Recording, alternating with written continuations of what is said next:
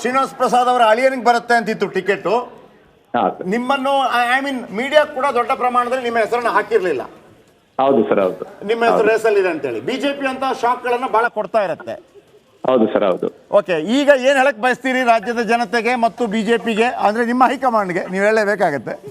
ಖಂಡಿತ ಸರ್, ನನ್ನನ್ನ ಗುರುಸಿ ನನಗೆ ಇವತ್ತಿಂದ ಅವಕಾಶ ಮಾಡಿಕೊಟ್ಟಿರೋದಕ್ಕೆ ನಾನು ಭಾರತೀಯ ಜನತಾ ಪಕ್ಷದ ಎಲ್ಲ ವರಿಷ್ಠರಿಗೆ, ಈ ದೇಶವನ್ನ ಅತ್ಯಂತ ಸಮರ್ಥವಾಗಿ ಆಡಳಿತ ಮಾಡ್ತಾ ಇರ್ತಕ್ಕಂಥ ನರೇಂದ್ರ ಮೋದಿಜಿಯವರು, ನಮ್ಮ ಅಧ್ಯಕ್ಷರಾದ ನಡ್ಡಾಜಿಯವರು, ನಿಮಗೆ ನೋಡಿ ಅಲ್ಲಿ ಕೂಡ ಬಹಳ ದೊಡ್ಡ ಮಟ್ಟದಲ್ಲಿ ಫೈಟ್ ಇತ್ತು. ನಿಮ್ಮನ್ನ ಆಯ್ಕೆ ಮಾಡೋದಕ್ಕೆ ನಿಮ್ಮ ಪ್ರಕಾರ ಏನ್ ಮಾನದಂಡ ಅಂತ ನಿಮ್ಗೆ ಅನ್ಸುತ್ತೆ ನಿಮ್ಮಲ್ಲಿರುವಂತದ್ದು? ನನ್ನಲ್ಲಿ ನನ್ನ ಸಂಘಟನೆ ಮತ್ತು ನಾನ್ ಮಾಡ್ತಾ ಇರತಕ್ಕಂತ ಒಂದು ಸಮಾಜ ಸೇವೆ, ಅಧಿಕಾರ ಇರ್ಲಿ ಇಲ್ಲದೆ ಇರ್ಲಿ ನಿರಂತರವಾಗಿ ನಡೆಯೋದ್ರಿಂದ ಇಲ್ಲಿಯ ರಾಜ್ಯದ ನಾಯಕರುಗಳಾಗಿರ್ತಕ್ಕಂಥ ಅನೇಕ ಹಿರಿಯರ ಜೊತೆಗೆ ನಮ್ಮ ಪೂಜ್ಯ ನಾಯಕರಾಗಿರ್ತಕ್ಕಂಥ ಯಡಿಯೂರಪ್ಪ ಸಾಹೇಬರು, ಅಧ್ಯಕ್ಷರಾದ ನಮ್ಮ ವಿಜೇಂದ್ರ ಅವರು, ಮತ್ತೆ ಎಲ್ಲ ಗೌರವಾನ್ವಿತ ನಮ್ಮ ಪಕ್ಷದ ಹಿರಿಯರು, ಮತ್ತೆ ಸಂಘದ ಎಲ್ಲ ಸಂಘ ಪರಿವಾರದ ಎಲ್ಲ ನನ್ನ ಬಂಧುಗಳು. ಸರ್, ಒಂದು ಅಲ್ಲಿ ಮುಖ್ಯಮಂತ್ರಿಗಳ ಕ್ಷೇತ್ರ ನಗರ, ಹೌದು, ಅಂದ್ರೆ ಅಲ್ಲಿ ಮಹದೇವಪ್ಪ ಅವರು ಕೂಡ ಬಹಳ ಬಯಸ್ತಾ ಇದ್ರು. ಧ್ರುವ ನಾರಾಯಣ್ ಈ ಹಿಂದೆ ಇದ್ದಂಥವರು. ಈ ಎಲ್ಲ ಘಟಾನುಘಟಿಗಳ ನಡುವೆ ಚಾಮರಾಜನಗರವನ್ನ ಉಳಿಸಿಕೊಳ್ಳುವುದಕ್ಕೆ ಅಥವಾ ಕಾಂಗ್ರೆಸ್ ಅನ್ನ ಫೇಸ್ ಮಾಡೋದಕ್ಕೆ ನಿಮ್ಮ ಬಳಿ ಇರುವಂತ ಶಕ್ತಿ ಏನು? ಕೇವಲ ನರೇಂದ್ರ ಮೋದಿ ಅಂತ ಮಾತ್ರ ಹೇಳಬೇಡಿ. ಅಲ್ಲ, ಮೋದಿಜಿಯವರ ಶಕ್ತಿನೇ ಮೊದಲು, ಎರಡನೇದಾಗಿ ನಮ್ಮ ರಾಜ್ಯಾಧ್ಯಕ್ಷರು ಮತ್ತೆ ಯಡಿಯೂರಪ್ಪ ಸಾಹೇಬರು, ಮತ್ತೆ ಜೊತೆಗೆ ನಾವು ಮಾಡ್ತಾ ಇರ್ತಕ್ಕಂಥ ಸಂಘಟನಾತ್ಮಕ ಕೆಲಸಗಳು, ಕ್ಷೇತ್ರಾದ್ಯಂತ ಇರತಕ್ಕಂಥ ಅಗಾಧವಾದಂತ ಪ್ರೀತಿಪೂರ್ವಕವಾಗಿ ಯಾವುದೇ ನಿರೀಕ್ಷೆಗಳಿಲ್ಲದೆ ಕೆಲಸ ಮಾಡ್ತಾ ಇರ್ತಕ್ಕಂಥ ಕಾರ್ಯಕರ್ತ ಬಂಧುಗಳು, ಮತ್ತೆ ಎಲ್ಲ ಹಿರಿಯರ ಆಶೀರ್ವಾದ, ಪರಮ ಪೂಜ್ಯರ ಆಶೀರ್ವಾದಗಳು ಸತತವಾಗಿರೋದ್ರಿಂದ ಖಂಡಿತವಾಗಿ ಈ ಚುನಾವಣೆಯಲ್ಲಿ ಖಂಡಿತವಾಗಿ ಗೆಲ್ತೀವಿ ಅಂತಕ್ಕಂಥ ವಿಶ್ವಾಸ ಇದೆ. ಎಷ್ಟೇ ಇದ್ರೂ ನಮ್ಮ ಪಕ್ಷ ಮಾಡಿರ್ತಕ್ಕಂಥ ಅನೇಕ ಕೆಲಸ ಕಾರ್ಯಕ್ರಮಗಳು ನಮಗೆ ಸಹಾಯಕಾರಿ ಆಗ್ತದೆ. ಹೊಸದು ಏನೇ ಹೇಳಿದ್ರು ಲೋಕಸಭಾ ಚುನಾವಣೆ ಅಂತಂದ್ರೆ ಅದರಲ್ಲಿ ಸಾಕಷ್ಟು ಅಂಶಗಳಿರುತ್ತೆ. ಈಗ ನಾವು ನೋಡ್ತಾ ಇದ್ವಿ, ಬರೀ ಒಂದು ನಾನು ಕೆಲಸ ಮಾಡಿದ್ದೀನಿ ಅದರಿಂದ ಗೆಲ್ತೀನಿ ಅಂತ ಹೇಳೋದು ಕಷ್ಟ ಆಗುತ್ತೆ. ಜಾತಿ ಸಮೀಕರಣ ಬಹಳ ದೊಡ್ಡ ಮಟ್ಟದಲ್ಲಿ, ಅದರಲ್ಲೂ ಚಾಮರಾಜನಗರದಲ್ಲಿ ಕೇಳ್ಬೇಕಾ, ಇದೆಲ್ಲ ಇರುತ್ತೆ. ಹಣ, ಆಮೇಲೆ ಜಾತಿ ವಿಚಾರ, ತೋಳ್ಬಲ್. ಚುನಾವಣೆ ಅಂದ್ರೆ ಏನಿರಲ್ಲ ಹೇಳಿ. ಹಾಗಿರುವಾಗ ಈಗ ನಿಮ್ಮಂಥವರಿಗೆ ಏನು ಅಲ್ಲಿ ಸ್ಕೋಪ್ ಏನು ಅಂತ, ಸ್ಟ್ರೆಂತ್ ಏನು ಅಂತ? ನಾನು 5 ಬಾರಿ ಚುನಾವಣೆಯನ್ನು ಎದುರಿಸಿದ್ದೀನಿ. ಚುನಾವಣೆ ಅಂದ್ರೆ ಎಂತದ್ದು ಗೊತ್ತಿದೆ ನನಗೆ. ಮತ್ತೆ ಒಂದ್ಸರಿ ಪಕ್ಷೇತರನಾಗಿ ನನ್ನನ್ನು ಆರಿಸಿದ್ದಾರೆ ನನ್ನ ಕ್ಷೇತ್ರದ ಕೊಳ್ಳೇಗಾಲ ಜನತೆ. ಹಾಗಾಗಿ ನನಗೆ ಚುನಾವಣೆಯ ಎಲ್ಲ ಸಂಗತಿಗಳು ಗೊತ್ತಿರೋದ್ರಿಂದ ಮತ್ತೆ ಪಕ್ಷವನ್ನ ನಾನು ಕಟ್ಕೊಂಡು ಕೆಲಸ ಮಾಡ್ತೀನಿ. ಖಂಡಿತವಾಗಿ ಒಂದ್ ಮಾತಿದೆ, ಯಾಕೆ ಪ್ರಶ್ನೆ ಕೇಳಿದೆ ಅಂತಂದ್ರೆ, ನೀವು 5 ಬಾರಿ ಚುನಾವಣೆ ಎದುರಿಸಿದ್ದೀನಿ ಅಂತ ಹೇಳಿದ್ರಿ. ಏನಾಗತ್ತಂದ್ರೆ ಕೆಲವೊಂದ್ಸರಿ ಲೋಕಸಭಾ ಚುನಾವಣೆಗಳಲ್ಲಿ ಎಲ್ಲ ಪಕ್ಷಗಳಲ್ಲೂ ಆಗತ್ತದು. ಅಂದ್ರೆ ಒಂದು ಅಭ್ಯರ್ಥಿ ಬೇಕು, ಒಂದು ಬಲಿಪಶು ಬೇಕು ಅನ್ನಂಗ್ ಆಗ್ಬಿಡುತ್ತೆ ಕೆಲವು ಕ್ಷೇತ್ರಗಳಲ್ಲಿ. ಅವರು ಒಳ್ಳೆಯವರು ಸಜ್ಜನರನ್ನ ನಿಲ್ಲಿಸ್ತಾರೆ, ಅದು ಎಲ್ಲಾ ಕಡೆ ಸಜ್ಜನರನ್ನ ನಿಲ್ಲಿಸ್ತಾರೆ ಅಂತ ಹೇಳಕ್ ಆಗಲ್ಲ. ಸೊ ಕೆಲವೊಂದ್ ಕಡೆ ಒಂಥರ ಬಲಿಪಶು ಅಂತ ಒಂದು ಆಗ್ಬಿಡತ್ತಾ ಅನ್ನುವಂಥದ್ದು ಈ ಹಿನ್ನೆಲೆಯಲ್ಲಿ ಈ ಪ್ರಶ್ನೆ. ಇಲ್ಲ, ಚುನಾವಣೆ ಅಂದ್ರೆ ಚುನಾವಣೆಗೆ ತಕ್ಕಂತೆ ಏನ್ ಕೆಲಸ ಮಾಡ್ಬೇಕು ಅಂತ ಗೊತ್ತಿದೆ ನಮಗೆ. ನಾವು ರಾಜಕೀಯವಾಗಿ ಯಾವ ರೀತಿ ಕೆಲಸ ಮಾಡಬೇಕು, ಯಾವ ರೀತಿ ನಾವು ನಡೆಸಬೇಕು ಚುನಾವಣೆನ ಅಂತ ಸಾಕಷ್ಟು ನಮ್ಮ ಹಿರಿಯರ ಆಶೀರ್ವಾದ ಮತ್ತೆ ಅವರ ಎಲ್ಲರನ್ನ ಗಮನಕ್ಕೆ ತಗೊಂಡು ನಾನು ಕೆಲಸ ಮಾಡ್ತೀನಿ. ಎಲ್ಲರೂ ಒಟ್ಟು ಕರ್ಕೊಂಡು ಹೋಗ್ತಕ್ಕಂಥದ್ರಲ್ಲಿ ಬಾಲರಾಜ್ ಅವರೇ, ಈಗ ಚಾಮರಾಜನಗರ ಜಿಲ್ಲೆ ಅತೀ ಒಂದು ರೀತಿಯಲ್ಲಿ ಹಿಂದುಳಿದಂತ ಜಿಲ್ಲೆ. ಆಮೇಲೆ ಕರ್ನಾಟಕಕ್ಕೆ ಒಂದು ಕನಸು ಅಂತ ಇರಬೇಕು. ಕೇವಲ ನಮಗೆ ತುಂಬಾ ಭ್ರಮ ನಿರಸನ ಆಗ್ತಾ ಇದೆ. ಇವನ್ ಬೇಕು ಅಂತಂದ್ರೆ ನಾನು ಓಪನ್ ಆಗಿ ಹೇಳ್ತೀನಿ, ನಾನೊಬ್ಬ ಪತ್ರಕರ್ತನಾಗಿ ನನಗೆ ಅಲ್ಲಿ ಪ್ರತಾಪ್ ಸಿಂಹ ಅವರಿಗೆ ಟಿಕೆಟ್, ಅದು ಯಾವುದೇ ಪಕ್ಷಗಳು ಏನ್ ಬೇಕಿದ್ರು ಅಂದ್ಕೊಳ್ಳಿ, ಪ್ರತಾಪ್ ಸಿಂಹ ಅವರಿಗೆ ಟಿಕೆಟ್ ಸಿಕ್ಕಿಲ್ಲ ಅಂತ ಹೇಳುವಾಗ ನನಗೆ ಏನ್ ಅನ್ಸುತ್ತೆ ಗೊತ್ತಾ, ನಾನು ಪಾರ್ಟಿಯೋ ಮತ್ತೊಂದು ಅಲ್ಲ, ನಾವು ಈ ಒಂದು ಭಾರತ ಪ್ರಜೆಗಳು ಒಂದು ಜಿಲ್ಲೆಯನ್ನು ಇಷ್ಟೊಂದು ಅಭಿವೃದ್ಧಿ ಮಾಡುವಾಗ ಫೈನಲಿ ಅಭಿವೃದ್ಧಿ, not BJP, not Congress, not JDS, ಅಭಿವೃದ್ಧಿ ಮಾಡುವಂತವ್ರಿಗೆ ಸಿಗದೇ ಇದ್ದಾಗ ಒಂದು ನೋವಾಗತ್ತೆ. ನಿಮಗೊಂದು ಕನಸಿರ್ಬೇಕಲ್ಲ ಚಾಮರಾಜನಗರದ ಬಗ್ಗೆ, ಅದು ಏನು, ಏನ್ ಮಾಡಬಲ್ರಿ? ನಿಮ್ಮ ಕನಸು ಹೇಳಿ ನೋಡೋಣ. 1 2 3. ನಾನು MP ಆಗಿ ಬಂದ್ರೆ ಇದು ಖಡಾಖಂಡಿತವಾಗಿ ಮಾಡೇ ಮಾಡ್ತೀನಿ. ಅದು ಏನು ಶತಸಿದ್ಧ ಹೇಳಿ ನೋಡೋಣ ನನಗೆ.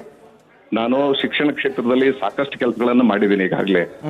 ನೀವು ಬಹುಶಃ ನಮ್ದು ಶಾಸಕರಾಗಿದ್ದಾಗ ನಾವು ಮಾಡಿರ್ತಕ್ಕಂಥ ಕೆಲಸಗಳ ಬಗ್ಗೆ ನಿಮಗೆ ಗಮನ ಇಲ್ಲ ಅಂತ ನಾನು ಭಾವಿಸ್ತೀನಿ. ಇರಬಹುದು ಸರ್. ಯಾಕೆಂದ್ರೆ ನಾನು ಒಟ್ಟು 6 ಹೈಸ್ಕೂಲ್ಗಳನ್ನ, 2 ಹಾಸ್ಟೆಲ್ಗಳನ್ನ, ಮತ್ತೆ ಒಂದು ಡಿಗ್ರಿ ಕಾಲೇಜು, ಒಂದು PU ಕಾಲೇಜ್ ಸೇರಿದಂಗೆ ಶಿಕ್ಷಣ ಕ್ಷೇತ್ರಕ್ಕೆ ಬಹಳಷ್ಟು ಅಗಾಧವಾದಂತ ಕೆಲಸ ಮಾಡಿದ್ದೀನಿ. ನರ್ಸಿಂಗ್ ಟ್ರೈನಿಂಗ್ ಕೊಡಿಸುವಂತ ವಿಷಯದಲ್ಲಿ 200ಕ್ಕೂ ಹೆಚ್ಚು ಜನರು ಒಂದೇ ಬಾರಿಗೆ ನರ್ಸಿಂಗ್ ಕೊಡಿಸಿದ್ದೀನಿ. ಅವ್ರನ್ನ ಈ ತರದಲ್ಲಿ ನಾನು ಬೇಸ್ ವರ್ಕ್ ಅಂದ್ರೆ ರಾಜಕಾರಣ ಮಾಡೋದು ಒಂದ್ ಕಡೆ ಆದ್ರೆ ನಿಜವಾದಂತ ಶಕ್ತಿ ತರಬೇಕು ಅನ್ನೋ ಕೆಲಸ ಮಾಡಿದಂತವನು. ಹಾಸ್ಪಿಟಲ್ 30 ಬೆಡೆಡ್ ಹಾಸ್ಪಿಟಲ್ ಇತ್ತು, 100 ಬೆಡೆಡ್ ಹಾಸ್ಪಿಟಲ್ ಮಾಡಿದ್ದೀನಿ ಯಳಂದೂರಿಗೆ. ಕೊಳ್ಳೇಗಾಲದಲ್ಲಿ 100 ಬೆಡೆಡ್ ಹಾಸ್ಪಿಟಲ್ ಇತ್ತು, ಅದು 150 ಬೆಡೆಡ್ ಹಾಸ್ಪಿಟಲ್ ಆಗಿ ಮಾಡಿದ್ದೀನಿ. ಒಂದು ಪ್ರೈಮರಿ ಹೆಲ್ತ್ ಸೆಂಟರ್ ಮಾಡಿಸಿದ್ದೀನಿ. ನಾನು ಶಿಕ್ಷಣ, ಆರೋಗ್ಯ ಮುಖ್ಯವಾಗಿ ಮತ್ತೆ ಬಡ ಜನತೆಗೆ ಬೇಕಾಗಿರ್ತಕ್ಕಂಥ ಮೂಲಭೂತ ಸೌಕರ್ಯಗಳು ಆಸ್ ಎಂ ಎಲ್ ಆಗಿ ಒಂದು ತಾಲೂಕು ಮಟ್ಟದಲ್ಲಿ ನಿಮ್ಮ ಕೆಲಸಗಳು ಅದ್ಭುತ. ಒಂದು ಲೋಕಸಭಾ ಅಂತ ಹೇಳುವಾಗ ನಮಗೆ ಏನಂತಂದ್ರೆ ಚಾಮರಾಜನಗರ ಅಂತಂದ್ರೆ ಅದು ಇದೆಯಾ ಇಲ್ವೋ ಅಂತ ಆಗುತ್ತೆ ಒಮ್ಮೊಮ್ಮೆ, ಅದು ದುಃಖನೂ ಆಗುತ್ತೆ.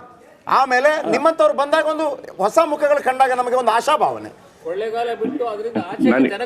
ಗೊತ್ತಿದೆ ಇಲ್ಲ ಅಂತೇಳಿ. ನಾನು ಇತ್ತೀಚೆಗೆ ಹೋದೆ, ನನಗೆ ಅಲ್ಲಿ ಪ್ರಭಾವಶಾಲಿ ವೀರ ಅಂದ್ರೆ ಈ ಹಿಂದಿನ ನಾನು ಹಂಗೆ ಹೇಳ್ಬಾರ್ದು, ಇಲ್ಲಿ ವೀರಪ್ಪನ್ ಮಾತ್ರ ಗೊತ್ತಿತ್ತಪ್ಪ ಈ ಊರೆಲ್ಲ ಅಂತ ನನಗೆ ಅನಿಸ್ತಾ ಇತ್ತು ಆ ಜಾಗ ನೋಡಿದಾಗ. ಬೇರೆ ಯಾರಿಗೂ ಗೊತ್ತಿರಲಿಲ್ವಾ ಅಂತ. ಅಂತದನ್ನ ಏನ್ ಮಾಡ್ಬೇಕಂತ ಕನಸು ಕಾಣ್ತಾ ಇದ್ರಿ ಅಂತ ಬಾಲರಾಜ್ ಅವರೇ? ನಾನು ಹೇಳ್ತಾ ಇದ್ದೀನಲ್ಲ, ಜನಗಳ ಕೈಗಳಿಗೆ ಕೆಲಸ ಕೊಡುವಂತ ಇಂಡಸ್ಟ್ರೀಸ್ಗಳು ತರಬೇಕಾಗಿದೆ ಸಾಕಷ್ಟು ಸಂಖ್ಯೆಯಲ್ಲಿ. ಯಾಕೆಂದ್ರೆ ನಾನು ಒಂದು ಟ್ರಯಲ್ ಮಾಡಿ ನೋಡಿರೋನು, ಕುಂತೂರು ಸಕ್ಕರೆ ಕಾರ್ಖಾನೆನ ನನ್ನ ಅವಧಿನಲ್ಲೇ ಪ್ರಾರಂಭ ಮಾಡಿಸಿದ್ದೆ ನಾನು. ಆ ಸಮಸ್ಯೆಗಳನ್ನೆಲ್ಲ ಪರಿಹಾರ ಮಾಡಿ ಇವತ್ತು 100 ಜನಕ್ಕೆ ಕೆಲಸ ಇದೆ, 1000 ಜನ ರೈತರು ಬದುಕ್ತಾ ಇದ್ದಾರೆ ಅಂತದೆಲ್ಲ ಕೆಲಸ ಮಾಡಿದ್ದೀನಿ. ಪೂರ್ಣ ನೀರಾವರಿ ಮಾಡಿಸಿದ್ವಿ. ಒಂದು ಬೆಳೆಗೂ ಅರೆ ನೀರಾವರಿ ಇತ್ತು, ಅದು ಪೂರ್ಣ ನೀರಾವರಿ ಮಾಡಿಸಿದ್ದೀನಿ. ನಾನು ರೈತಾಪಿ ವರ್ಗದವ್ರಿಗೆ ಮತ್ತೆ ಜೊತೆಗೆ ಈ ಯಾವ ವಿದ್ಯಾರ್ಥಿಗಳು ಆ ವಿದ್ಯಾರ್ಥಿ ದಶೆನಲ್ಲಿ ಅವ್ರ ಬದುಕನ್ನ ಬದಲಾವಣೆ ಮಾಡ್ಕೊಳಕ್ ಅವಕಾಶ ಆಗ್ತದೆ ಆ ನಿಟ್ಟಿನಲ್ಲಿ ಕೆಲಸ ಮಾಡ್ತೀನಿ. ಮತ್ತೆ ಕೈಗಳಿಗೆ ಕೆಲಸ ಕೊಡಬೇಕಾದಂತ ಕೆಲವಷ್ಟು ಇಂಡಸ್ಟ್ರಿಗಳು ತರಬೇಕು ಅಂತ ಅನ್ನುವಂತ ಉದ್ದೇಶಗಳಿದೆ. ಅದೆಲ್ಲನೂ ಸಮರ್ಪಕವಾಗಿ ಮಾಡಿ ಜನಸಮುದಾಯಕ್ಕೆ ತಗೊಂಡು ಹೋಗ್ತೀನಿ. ಬಾಲರಾಜ್ ಅವರ, ಈಗ ಯಾವಾಗ ಗೊತ್ತಾಯ್ತು ನಿಮ್ಗೆ ನೀವೇ ಅಭ್ಯರ್ಥಿ ಆಗ್ತೀರಿ ಅಂತೇಳಿ? ಎಷ್ಟು ದಿವಸದಿಂದ ಈ ಒಂದು ತಾಲೀಮ್ ನಡೀತಾ ಇತ್ತೇನಾದ್ರು ಅಂತ? ಇಲ್ಲ ನನಗೆ ಈಗಷ್ಟೇ ಗೊತ್ತಾಗ್ತಾ ಇದೆ. ಈಗಷ್ಟೇ ಗೊತ್ತಾಗಿದ್ದ?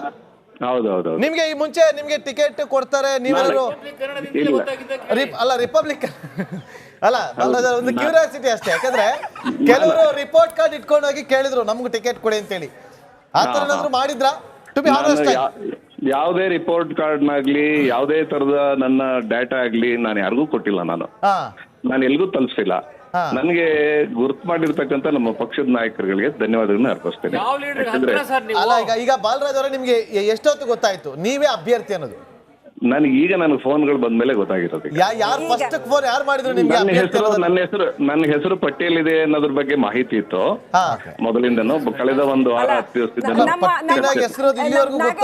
ನಾಗೇಂದ್ರ ಬಾಬು ಕ್ವೆಶ್ಚನ್ಗೆ ಬಾಲರಾಜ್ ಅವರೇ ನಿಮ್ಗೆ ಇನ್ನೊಂದು ಸ್ವಲ್ಪ ಕೇಳೋದಾದ್ರೆ, ಅಂದ್ರೆ ಇಲ್ಲಿ ಹಿರಿಯ ಪತ್ರಕರ್ತರುಗಳು ಕೂಡ ಇದ್ದಾರೆ ನಮ್ಮ ಜೊತೆ. ಅವ್ರು ಕೇಳ್ತಾ ಇದ್ರು, ಸುಮ್ನೆ ಕ್ಯಾಶುವಲಿ ಅವ್ರು ಕೇಳ್ತಾ ಇದ್ದಿದ್ದು, ಯಾವ ಲೀಡರ್ಗೆ ಹತ್ರ ಸರ್ ನೀವು ಅಂತ. ಅಂದ್ರೆ ಚುನಾವಣೆ ಅನ್ನೋದೇ ಹಂಗ ಆಗ್ಬಿಟ್ಟಿದೆ ಅಲ್ವಾ ಈಗ?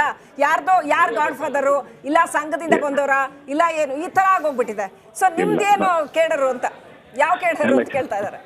ನಾನು ಪಕ್ಷದ ಕೇಳ್ರು, ಪಕ್ಷ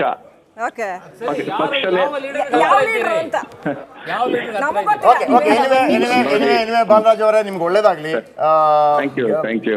ನಾವು ಎಲ್ಲರಿಗೂ ಅದನ್ನ ಹೇಳೋದು, ಗೆದ್ದು ಬನ್ನಿ, ಒಳ್ಳೇದಾಗ್ಲಿ. ಆದ್ರೆ ಒಂದು ಚಾಮರಾಜನಗರಕ್ಕೆ ಅದಕ್ಕೆ ಒಂದು ಶಾಪಗ್ರಸ್ತ ಜಿಲ್ಲೆ ಅಂತ ಒಂದು ಖಂಡಿತ ಅದು ಶಾಪಗ್ರಸ್ತ ಜಿಲ್ಲೆ ಅಂತ ಹೇಳುವಂತ ಅವಶ್ಯಕತೆ ಇಲ್ಲ. ಅದನ್ನು ತೆಗೀರಿ ಅಂತ ಹೇಳ್ತಾರೆ, ಅದು ಗ್ರೇಟ್ ಮತ್ತೊಂದು ಅಂತ ಹೇಳಿ. ಬಟ್ ಹಂಗೆ ಕಾಣ್ತಾ ಇಲ್ಲ ಅಂತ ಹೇಳಿ. ಥ್ಯಾಂಕ್ ಯು ವೆರಿ ಮಚ್ ನಮ್ಮ ಜೊತೆ ಮಾತನಾಡೋದಕ್ಕಾಗಿ. ಶುಭವಾಗಲಿ ನಿಮಗೆ. ಗೆದ್ರೆ ಮಾತ್ರ ಕೆಲಸ ಮಾಡಿ ಅಲ್ಲ, ಏನೇ ಇದ್ರು ಕೆಲಸ ಮಾಡಿ. ಇಲ್ಲ, ಒಂದು ನಾನು ದಯವಿಟ್ಟು ಹೇಳ್ತೀನಿ ಕೇಳಿ. ನಾನು ಈ ಕೆಲಸವನ್ನ ಪ್ರಾರಂಭ ಮಾಡಿದ್ದು ನನ್ ಗುರುತು ಮಾಡಿರ್ತಕ್ಕಂಥ ನಮ್ಮ ಗುರುಗಳಾದಂತ ದಿವಂಗತ ರಾಜಶೇಖರ ಮೂರ್ತಿ ಅವರು ನನಗೆ ಧ್ರುವ ನಾರಾಯಣ್ ಅಂತವ್ರನ್ನೆಲ್ಲ ಗುರುಸಿ ನನಗೆ ಅವಕಾಶವನ್ನು ಕೊಟ್ಟಿದ್ರು. ಹಾಗಾಗಿ ನಾನು ಒಂದಿಷ್ಟು ಒಳ್ಳೆ ಕೆಲಸಗಳನ್ನ ಮಾಡ್ಲಿಕ್ಕೆ ಸಾಧ್ಯ ಆಗಿದೆ ಅಂತ ನಾನು ನಂಬ್ಕೊಂಡಿದ್ದೀನಿ. ಅದೇ ತರ ನಾನು ಅಧಿಕಾರ ಇಲ್ದಿರೋ ಕೆಲಸ ಮಾಡಿದ್ದೀನಿ, ಮುಂದಕ್ಕೂ ಹಾಗೆ ಮಾಡ್ತೀನಿ. ಅಭಿವೃದ್ಧಿ ಕೆಲಸ ಮಾಡಿ ತೋರಿಸ್ತೀನಿ. ಈ ದೇಶಕ್ಕೆ ಮತ್ತೊಮ್ಮೆ ಮೋದಿಜಿಯವರು ಪ್ರಧಾನಮಂತ್ರಿ ಆಗ್ಬೇಕು ಅನ್ನುವಂಥದ್ದಕ್ಕೆ ನನ್ನ ಎಲ್ಲ ಸಂಕಲ್ಪಗಳನ್ನ ಮಾಡಿ ಹೋರಾಟ ಮಾಡ್ತೀನಿ. ಮತ್ತೊಮ್ಮೆ ಒಮ್ಮೆ ಎಲ್ಲ ಯಾವ ಯಾವ್ದು ಅಂತ ಹೇಳೋಣ. ಒಮ್ಮೆ ಇನ್ನೊಮ್ಮೆ ಫುಲ್ ಬ್ರೇಕಿಂಗ್ ತಗೊಳ್ಳಿ ಯಾರೆಲ್ಲ ಅಂತ.